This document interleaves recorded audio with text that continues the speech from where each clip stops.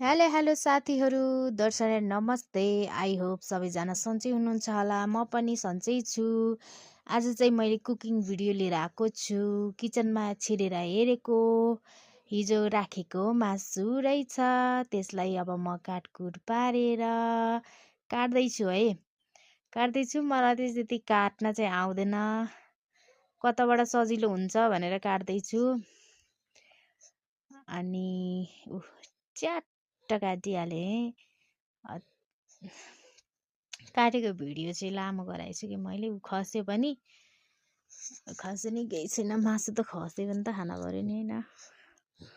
अब त्यसलाई मैले काट्छु अनि काट्दैछु काटेकै छैन के त्यो लाउने नभएर। अनि त्यति आउँदैन मलाई खुकुरी चलाउन, अनि त्यही भएर अनि काट्दैछु। कति खसेको हौ, खसै गर्छ के फेरि।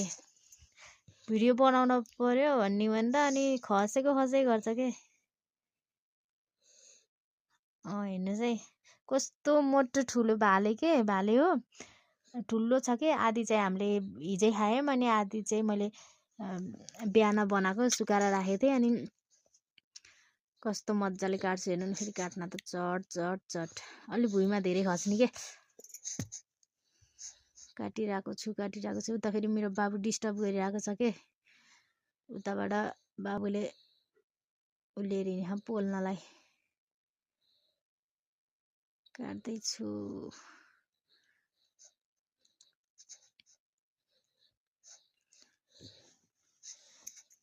काट्नै टाइम लाग्ने के फेरि।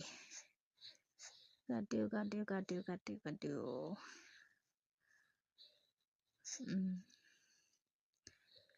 अनि काटिसकेपछि मैले देखाएको चाहिँ मासु चाहिँ त्यति भइसकेको थियो काट्दाखेरि। अनि मैले कराईमा तेल हालेँ, प्याज हालेँ।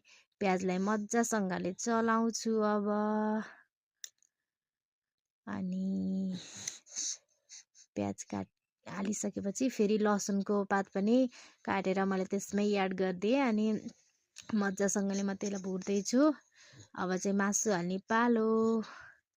अब मासु भुट्छु म। यो चाहिँ भालेको मासु हो है।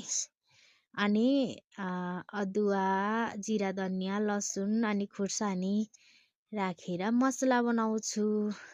मसला बनाउँदा त मोबाइल पनि घुल्टियो क्या।